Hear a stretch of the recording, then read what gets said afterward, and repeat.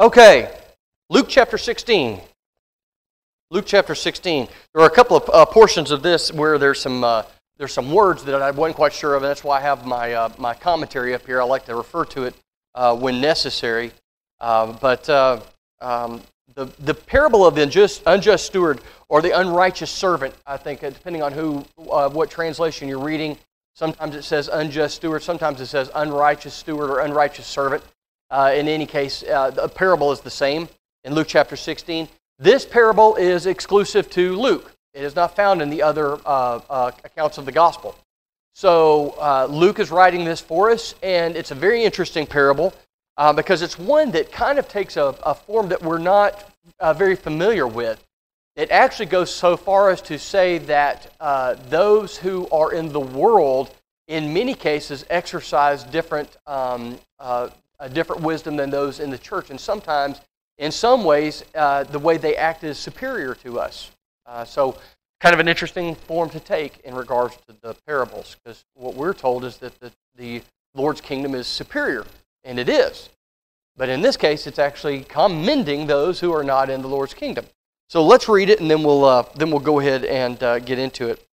The parable just before this is the parable of the prodigal son.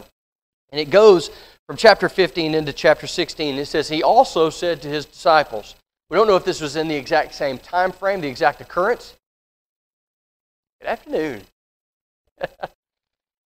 So we don't know if it's in the exact same time frame, but we know he's speaking to, this parable is to the disciples. So when he's speaking to these people, he's speaking to those who were disciples of his. All right? He wasn't speaking to those who were the scribes or Pharisees. He's actually speaking to his own disciples. He says, there was a certain rich man who had a steward, and an accusation was brought to him that this man was wasting his goods. All right? Parable starts out the same as many of his parables. There is a man who is in charge. He's the master. He's the owner of the property. He's the head honcho, so to speak. And then we have the example of the steward. And in several cases, that steward, of course, is talking about us. Sometimes it's talking about Christ. But here we have another example of a man who is in charge, a man who has much wealth, so much so that he would have a steward of the home. Now, what do we know about the stewards of the home? What were they? We have an example in Joseph, correct? Joseph was the steward. He was a steward in Potiphar's wife. What was the occupation of the steward? What did he do? He was a house manager. He had control over everything, correct? They would be a business manager.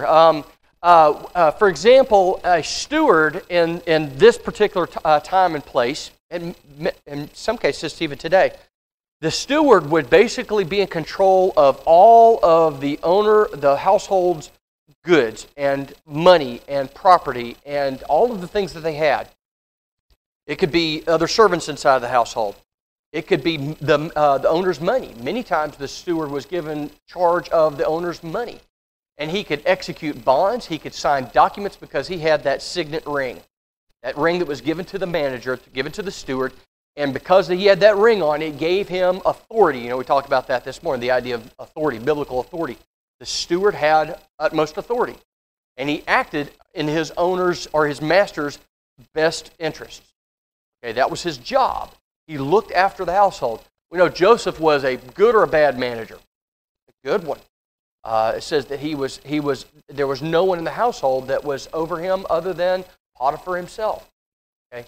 He was given a great deal of authority. We look into this. We can only imagine that it's the same case in regards to this parable. So he has a steward. This rich man, he has a steward, and here is the idea of an accusation was brought to him. The accusation the original means basically it's thrown across. It's basically a carrying of a tale. Okay, so when this man was accused, a story was brought to the manager or to the rich man that his steward was wasting his possession. Now we have no reason to believe that this accusation was false. No reason to believe that the accusation was false at all. As a matter of fact, it very likely was true. In any case, this was not a false accusation. This was a tale. This was a story that was being brought to the rich man. So an accusation is brought to this rich man that this steward was wasting his goods. In what way do you think? The idea of wasting his goods. He wasn't doing his job correctly, for sure. What else? Okay, could he used his master's goods for his own benefit as opposed to doing what he was supposed to be doing with them. He may have been, depending on what his master or his master was involved with, he could have been making poor decisions. He could have been using it for his own benefit in regards to, well, he's got this amount of money, I'm going to use some of it to provide for myself, I'm going to invest. He may have been cheating his master's creditors. Okay, he could have been cheating those that his master was doing business with. Remember, he had control over everything that his master had. All right. So as this accusation is brought to the master that his steward is wasting his goods. All right. And the idea of wasting, in many cases, where the idea of wasting is good. Think about this: when the idea of the parable of the prodigal son. What did it say that the young man did with his wealth that he got from his father? He went and he wasted it. It went to nothing. So it could have been that the steward was using his money and nothing. It was not generating anything for his master. He was spending it. It could have been just unwise spending. Buying things that were unnecessary, or in any case, it doesn't really matter. That's like a state employee. Kind of. Yeah, and the idea here is that happens an awful lot when someone is given complete control over something and the master trusts him. And that utmost trust sometimes comes back to bite us, doesn't it? Okay, we've given someone complete control over something and then we come to find out that they've been spending it unwisely. When you look at the entertainment world, yeah. Yep. Look over their money, years go by, person they hire is more rich than they are. Yeah. How many children have gone into show business, and then after the fact, when they get a little bit older, they start wanting an account for what's been done on their behalf, and come to find out they really don't have any money. There's nothing there. Mom and dad have, or their business manager, or whoever's in charge of their money.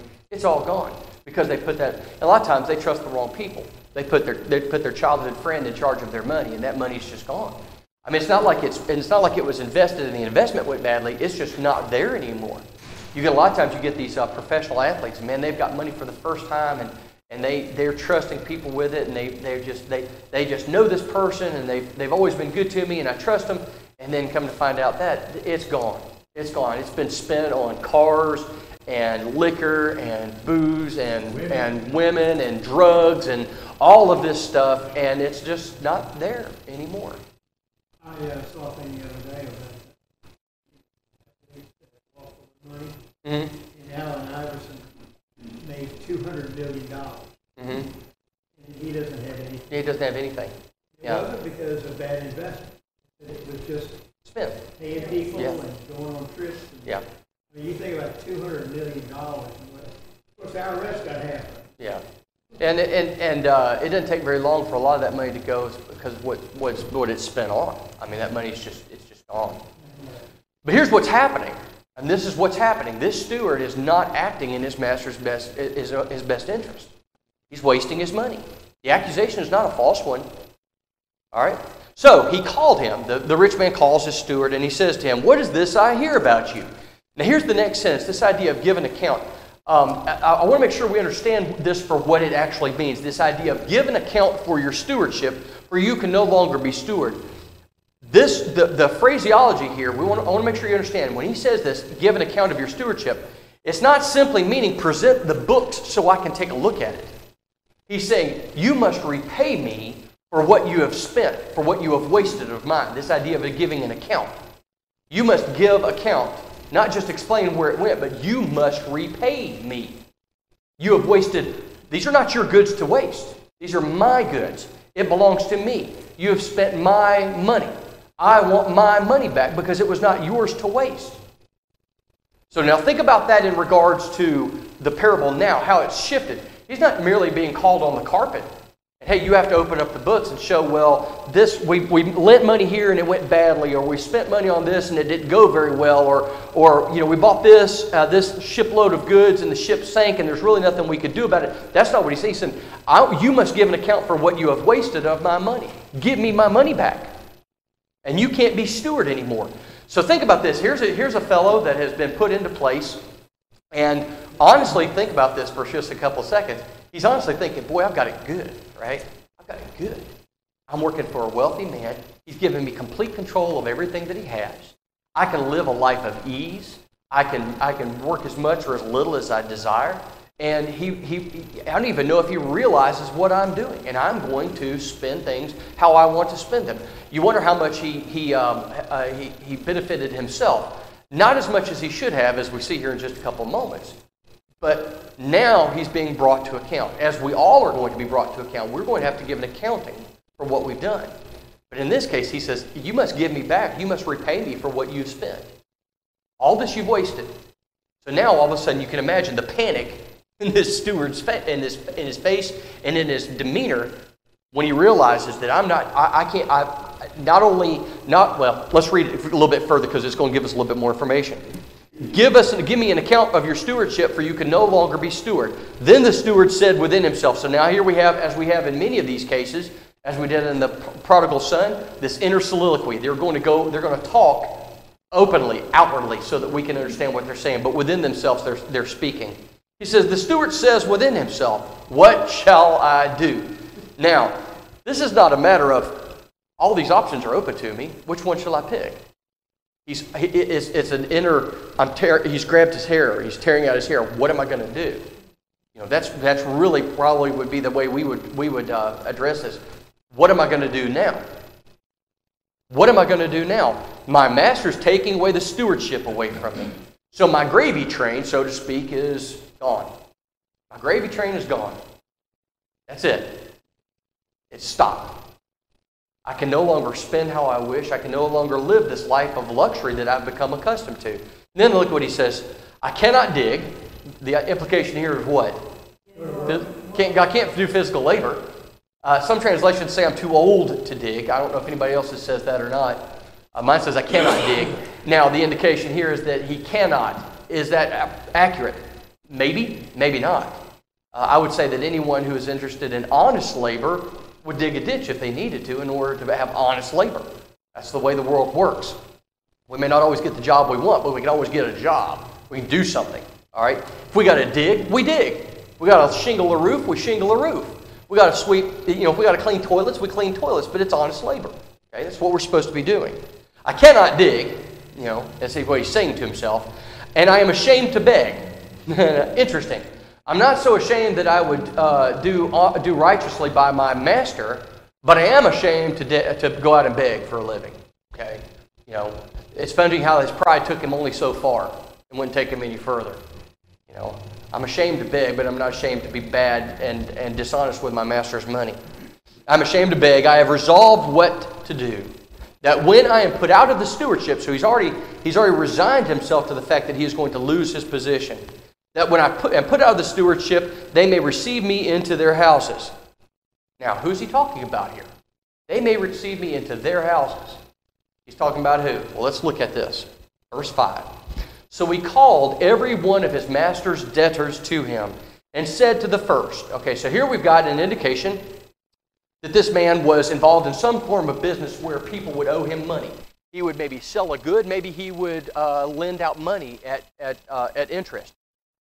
If he lent out money at interest, he would likely be lending it out to the Gentiles because it was forbidden to the Jews to lend money at interest to their brethren. You could lend money, but not at interest. So if he's lending money, it must be to those who are outside. So right off the bat, now think about this for a second. He is prepared to lose the stewardship of his master's home, but he is not so proud that he would not be welcomed. He would not be ashamed to be welcomed by the Gentiles into their homes. So you can see how he's falling. I mean, that's a pretty steep fall.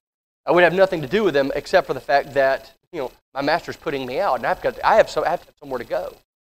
So maybe they'll receive me into their homes. Maybe they need a steward. And if they could see how I'm acting, maybe they'll receive me to themselves. So he calls the master's debtors to him and says to the first one, "How much do you owe my master?" And he said, 100 measures of oil. And this is where I was looking, the idea of a measure of oil. The idea of oil here would likely be olive oil. That was typically the case in this particular point in time. All right, so I had to look this up because I wanted to see what they said about a measure. He says, the first answered 100 measures of oil. Literally, a measure means a bath. And now the bath is not what we're thinking of course. But a bath was a Hebrew measure. But the amount is uncertain as there were 3 kinds of measurements in use in Palestine. The original Mosaic measure corresponds with the Roman. That of Jerusalem was a 1/5 larger, and the common Galilean measurement was about a 1/5 larger than the Jerusalem. The first standard, that was the Mosaic Roman, the first standard made the bath consist of about 56 pints or about 7 gallons. Okay? So if you have 100 measures of oil, that's 700 gallons of oil, roundabout, if that first measure was being used. All right. So think about this. Here's a man who's come and he owes the steward's master 700 gallons, in our consideration, 700 gallons of olive oil. Large, right? 700 gallons of olive oil is a lot, even today. That's a pretty sizable amount, considering what olive oil was used for and how it was the cost of it. It was a pretty large expenditure on the part of that man.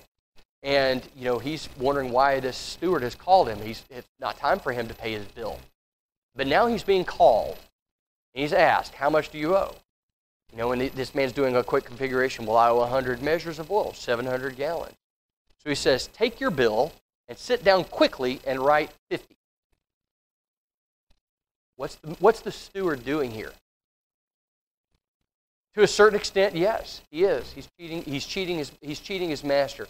He's giving benefit to that man who might receive him into his home after the fact. I think he's being short-sighted because if you think about this, if that man realizes that he's cheating his master in favor of him, what do you think is going to happen when he comes into his household and acts as a steward? He isn't thinking that far ahead. I would be very cautious to deal in business. It's all very well and good when I'm receiving the benefit, but at the end of the day, the man's a cheat. He's a bit of a scoundrel. So he says, take your bill and write down 50. And then he said to another, how much do you owe? And he says, 100 measures of wheat.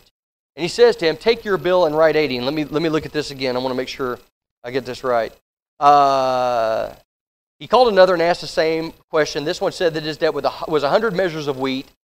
The original for measure here is different from that in verse 6. A measure here means a cor, C-O-R, or a homer, H-O-M-E-R, and was the largest Hebrew dry measure, equal to 10 baths or about 11 bushels. So if he says 100 measures of wheat, it's actually about 11 bushels of wheat. So it's about 1,100 bushels of wheat. Pretty large amount. 1,100 bushels of wheat.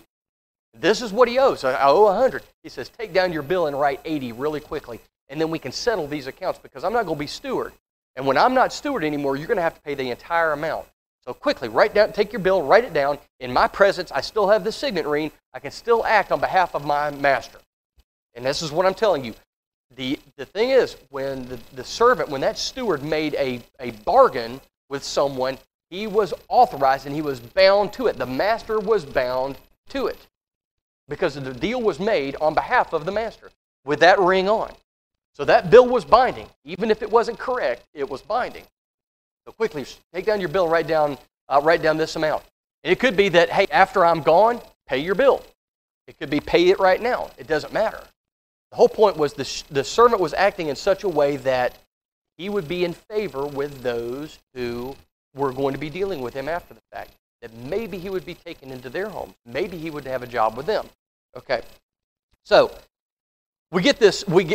Now we know what the man's doing. When he says, when I am put out of the stewardship, they may receive me into their houses. It was the people who were doing business with his master. Now, in verse 8, so the master, the original master, the one that was going to put out the steward from his job, the master commended the unjust steward because he had dealt shrewdly. For the sons of this world are more shrewd in their generation than the sons of light. Okay, that's the parable. Let's talk about what the parable means.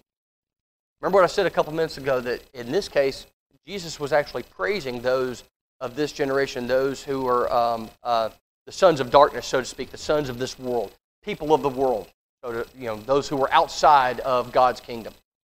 He's actually praising them. But what is he praising them for in regards to how we deal with each other, how we deal with the world? It says, for the sons of this world are more shrewd in their generation. What is he talking about here? Okay.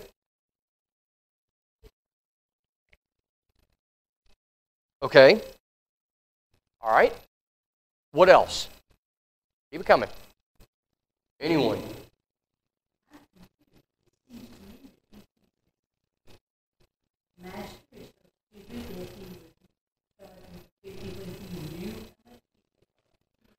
Well, I don't think that's it at all.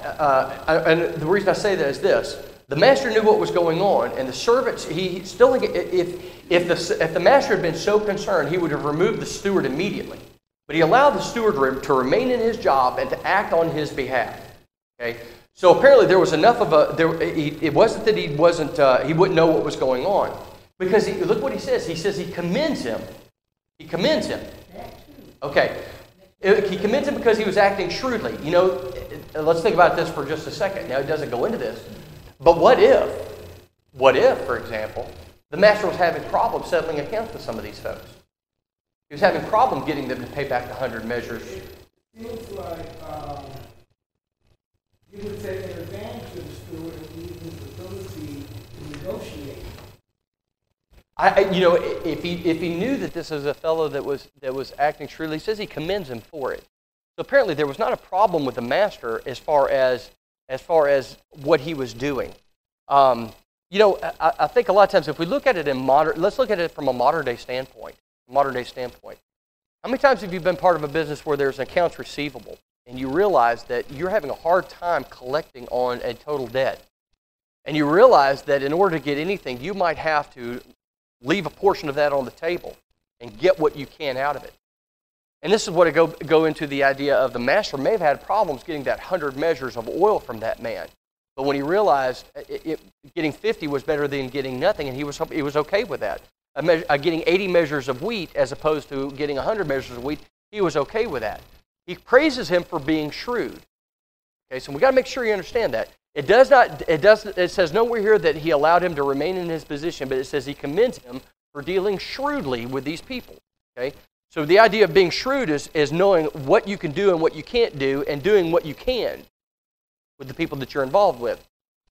And he could very well have been taking advantage of that. And truthfully, if that's what you have to do, sometimes that's what you have to do. Work with the people that you are working with. But let's think about this for just a second. Jesus here is praising, he says, the sons of this world are more shrewd in their generation than the sons of light.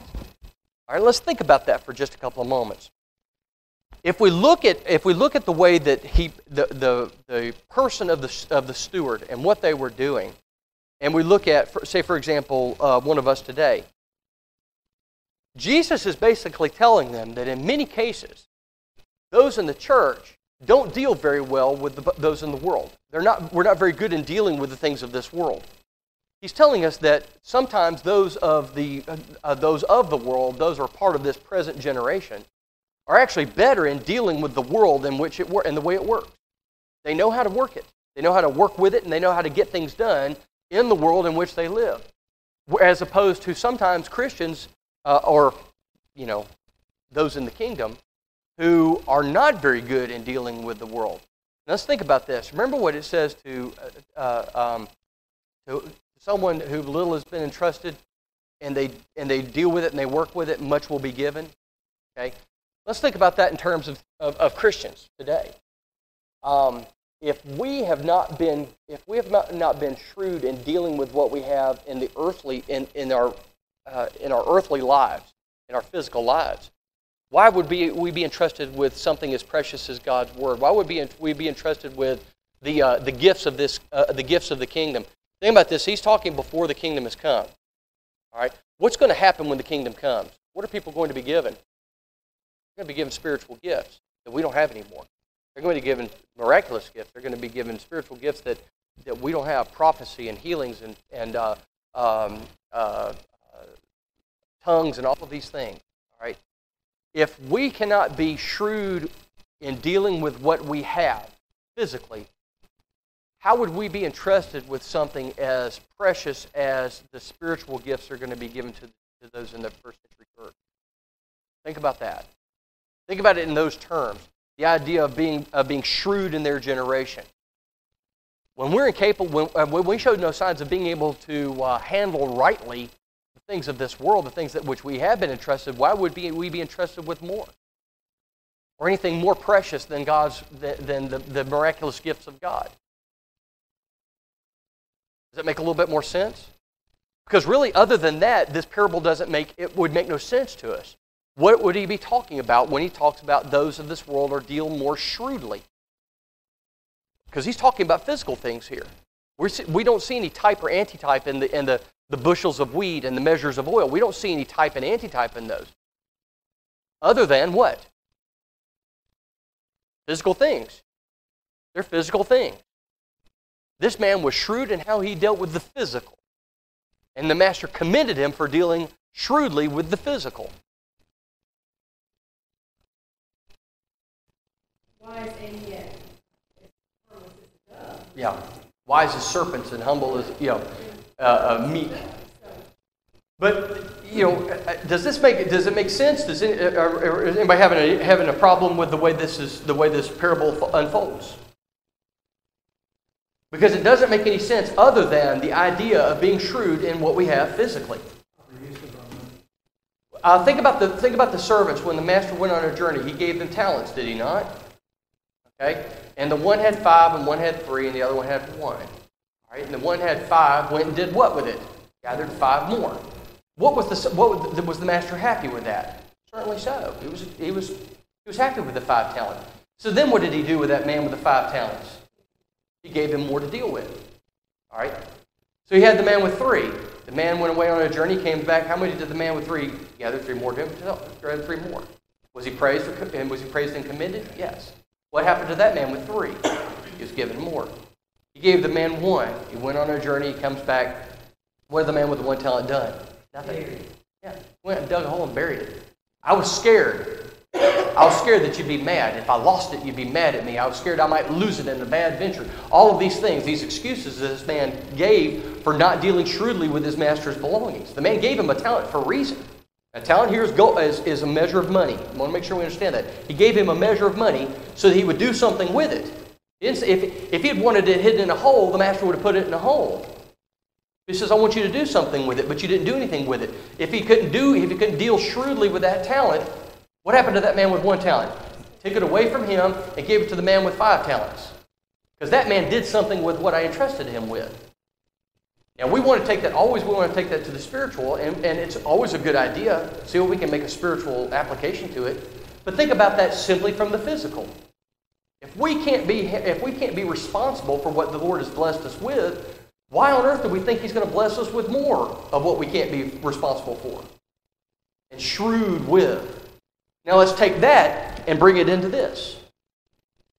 The man acted shrewdly. That's what he praised him for. Now, the master was going to take him out of his position because he was wasting his money. He was spending it where he wasn't supposed to spend it. But he did commend him for his shrewdness.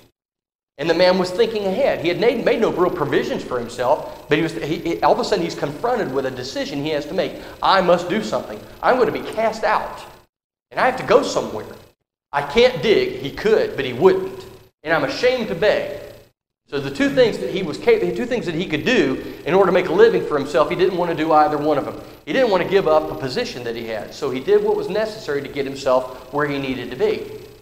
But the whole point of this is not to talk about how we need to be dishonest with our master's belongings. What it says is we're supposed to be shrewd. And sometimes the people of this world, these unrighteous, are more shrewd in their dealings with the world than we are. Okay? Use that word shrewd. Mm-hmm. It makes it appear like it's something negative. Right. Something bad. Yes.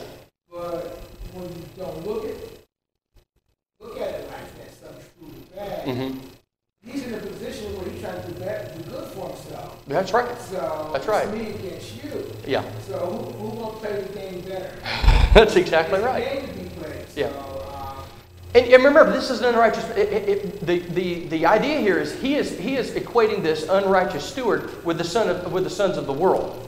This is not a Christian that's doing this. He's talking about somebody. He's talking about somebody who's outside, and that's who he's talking about here. So in the idea of being shrewd, he's really giving credit where credit is due.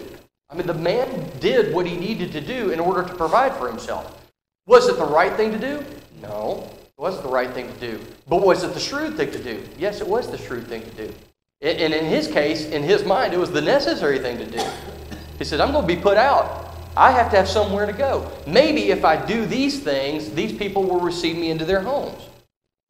So he did what was necessary. The whole point here is he's commending the sons of the world in the fact that oftentimes they are more wise in their dealings than even those in the church. They're more careful with what they have than those in the church. And the way we work with God's blessings in our lives. Going right back in the parable of the talents. Who dealt shrewdly? The man with the 5 and the man with the 3. And when they dealt shrewdly, guess what happened? More was given to them. But when that man with the 1 went and dug a hole and put it in the hole, he says, here it is. It's a little dirty, but here's your talent back. He says, you wicked servant. You slothful man. Why, if I gave you 1, you could do anything with it. Why would I give you more? Take it away from him. His chance to do something with it was gone. So verse 9, continuing on, because the parable continues, or the application continues on. And I say to you, make friends for yourselves by unrighteous mammon. What does that mean? Unrighteous mammon. Mammon is a word that's applied to wealth or riches. So think about that idea. Make for yourselves friends by unrighteous mammon, that when you fail, they may receive you into an everlasting home. Remember, to whom do the things of the world belong? The world. Everything that is here is going to go back into the ground. It's going to go back into the earth. It's going to go back into the world. That's it. Okay?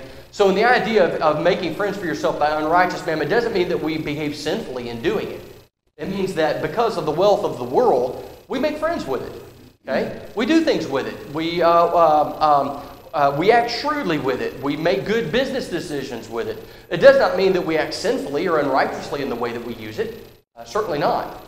As a church, if we got together and said, you know what, we're gonna buy stock in Budweiser, I think that'd be a poor decision of the Lord's money. Wouldn't you? I think so. It'd be a very, very bad idea. I think it'd be an unrighteous decision.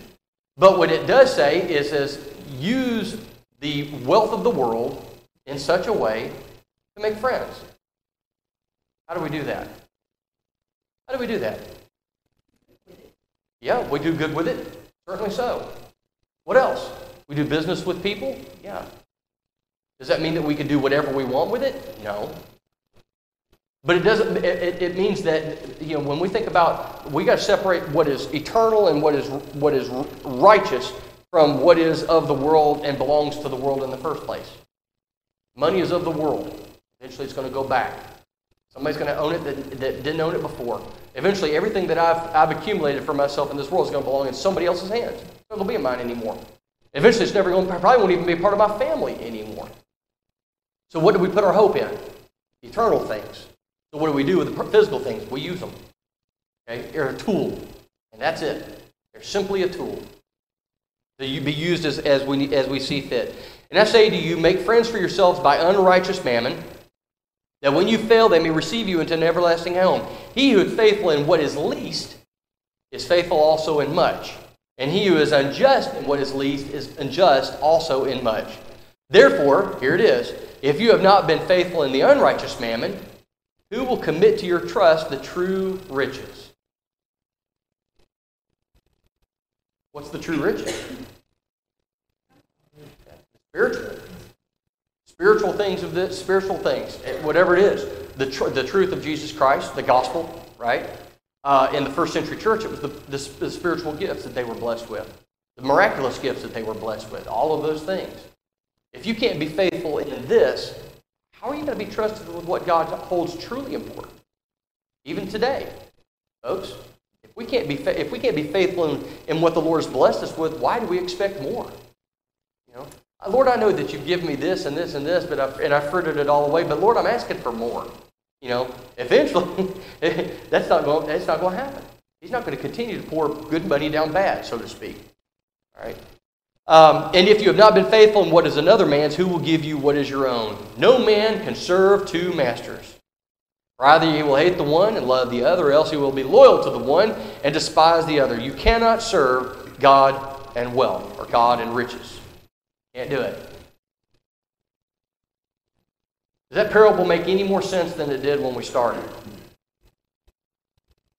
Be shrewd in our dealings with the world. That's it. Be shrewd in our dealings with the world. Sometimes the world is better in how it deals with itself than we are in how we deal with it. Sometimes the world is better in how it deals with what it's been blessed with than we deal in how we've been blessed. That's all it is. I mean, that's all he's saying here. Nothing fancy. What does that last not prove the fact that he was an untruthful person in the first place, and then he told him to cut it in half Yes. and build his master, then he was going to ask them to pay the 100 instead of the 50, and he'd take 50.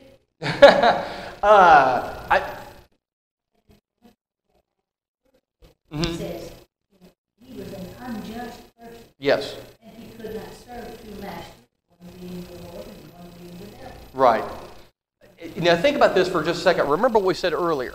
The master he had called him on the carpet, and he says, you must give an account. You must give an account.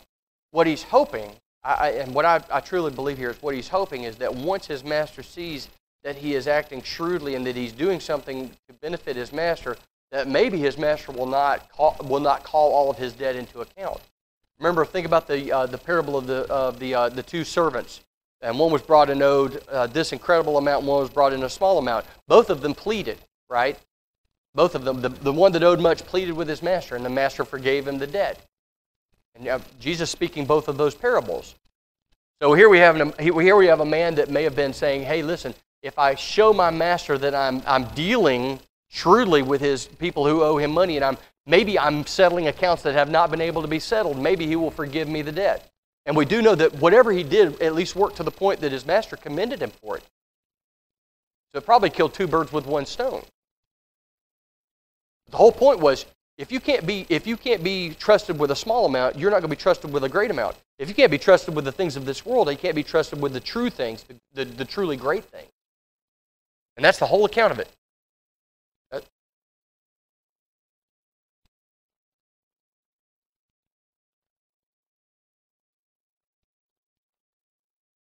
Yes. Yeah. Well, all we see is we don't see where he was able to keep his job. I mean, for all we know, he was still discharged from his job as a steward. He was still discharged. His master commended him for his shrewdness, but it doesn't necessarily mean that he excused his behavior beforehand. It merely meant that he praised what he had just done, that he had dealt shrewdly. Think about it. When you think of a man who is incredibly wealthy, it could be to this particularly wealthy man, 100 measures of oil, that was nothing. That didn't mean anything to him. What was frustrating him was someone he had trusted was not doing what he was supposed to be doing. The 100 measures of oil and the 100 measures of wheat might have been a drop in the bucket to this very wealthy man. But begrudgingly, he commended the servant for being shrewd and paying attention and trying to, hey, you're going to be out of my employ, but you know what? One of these people might take you in because you just did what you did. It's hard to tell tone from reading, but we can get the lesson from it. But I don't believe any way, shape, or form they're excusing the unjust steward for what he had done. No way. I mean, he was wrong in the very first place. He was wrong in how he dealt with his master's creditors. The only thing his master is praising is the fact that he acted shrewdly, and that's all. That's it. He was taking into consideration that he wasn't going to have a home, and he was doing what was necessary to provide for himself. And that's all. That's the only thing we see any commendation for whatsoever. And even Jesus says, the sons of the world deal shrewdly, and that's it. He's not praising them for their actions. He's saying they deal shrewdly. They're paying attention. They're watching what's going on. And sometimes Christians, we get into a thing about, well, we live in the kingdom, and everything's. We tend to gloss over the world as if we don't live in it, and we don't have any part of it. We don't have to deal with it, and we do. And we have to be careful. We have to be able to deal shrewdly with the world, as the unjust steward did. We must use what we have and use it right, remembering that it's all going to go back anyway. We can't take it with us. Use it for what it is. It's a tool. That's the extent of it. Yeah.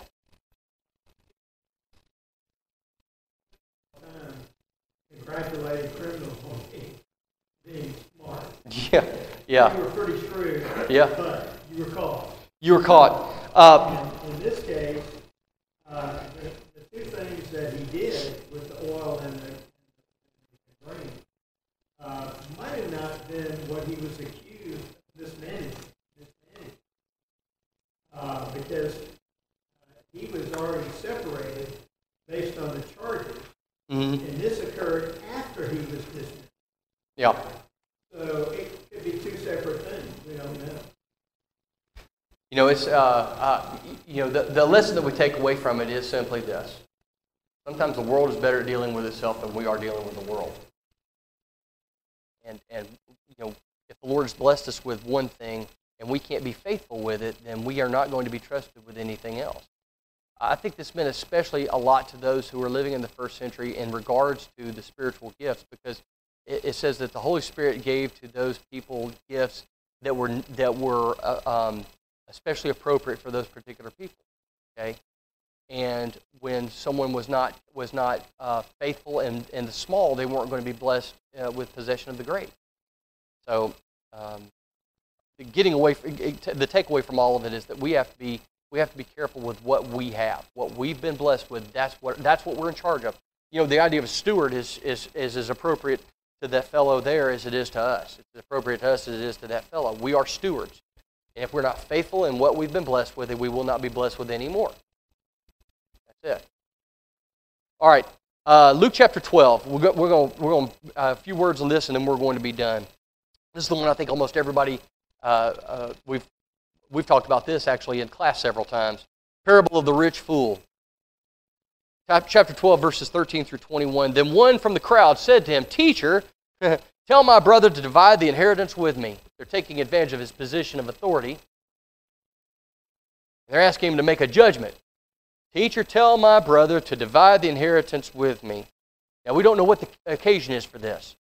We know that all of the sons, well, even the daughters from a family were entitled to a portion of the inheritance, but the oldest brother received a double portion of that inheritance. So we don't know if this was likely the younger brother telling the older brother to divide the inheritance. "I'm supposed to get a portion of my inheritance." It could have been that this older brother was withholding a portion of it for some reason. We also know that the older brother became a patriarch, which meant he had a certain amount of control over what was supposed to be given out.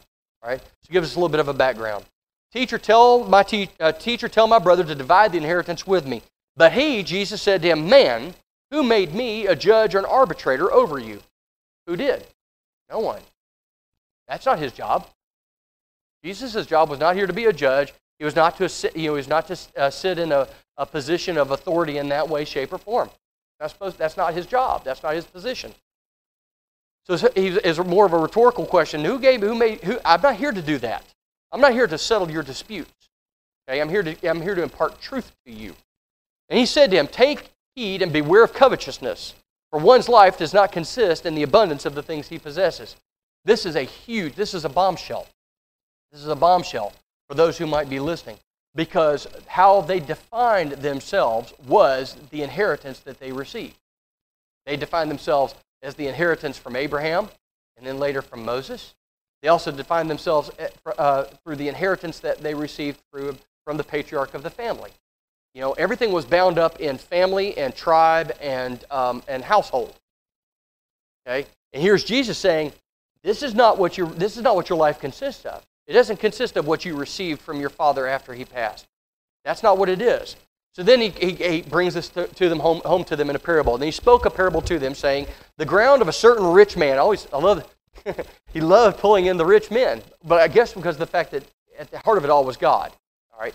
In this case, you have someone who's acting very foolish with their riches. "The ground of a certain rich man yielded plentifully, and the rich man thought within himself, saying," and once again this inner soliloquy, "What shall I do, since I have no room to store my crops?" So he said, "I will do this. I will pull down my barns and build greater, and there I will store all of my crops and goods, and I will say to my soul, you have many goods laid up for many years. Take your ease, eat, drink, and be merry. All right. Tell you what, we're going to stop. We'll stop. This gives you an intro to next week.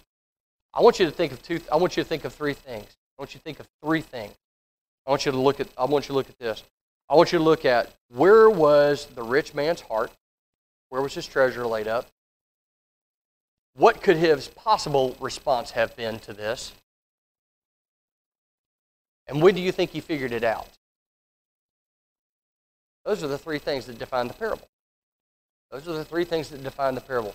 Those are the ones that bring the answer home about why Jesus needed to speak this parable to these people. He didn't say anything that he didn't need to say. You know, you think about all the parables that he spoke, he was actually a man of few words.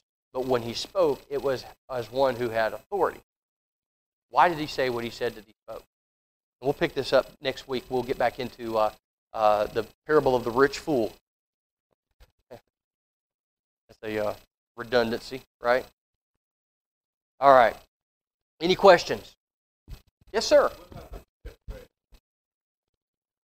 Last page. His favorite scripture in the Bible was, eat, drink, and be merry. Mm-hmm. For tomorrow you may die. Yes. Well, Ted did do just that. He became an alcoholic. He died as a result of it. Right. But he didn't put the next verse. Missed the most important part of it, right?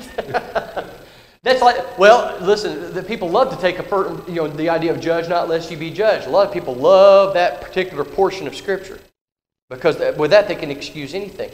They can excuse their behavior, anybody's criticism of their behavior. Judge not lest you be judged. And they always like to leave off the next 3 or 4 verses that tell people that we are to judge with a righteous judgment. Not being hypocritical, but we are to render judgment with a righteous judgment. All right? But that's the case, right? Everybody likes that first part, but they want to leave off. They won't leave off the part that points the finger back at them, and that seems to be the case.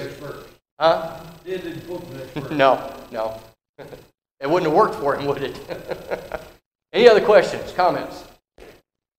All right. We're going to sing our song of invitation, and we invite anyone who needs to respond to the invitation. If you need prayers in any way, shape, or form, we want to pray for you and with you, whatever needs you might have. If you do need those prayers, come while we stand and while we sing. With sorrow and care, hearts are lonely and drear. Burdens are lifted at Calvary. Jesus is very near. Burdens are lifted at Calvary.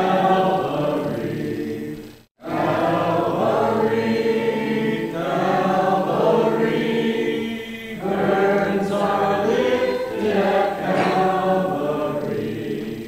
Jesus is very near. Anybody that needs to take the Lord's Supper? Let us pray. Father in heaven, we're thankful for the day and the time we've had to come together to worship you and sing songs. And Lord, at this time we ask that you bless us and keep us safe as we travel our separate ways. We ask that you keep us safe as we come back at the next appointed time. Lord, we ask that you forgive us of our sins. In Christ's name we pray.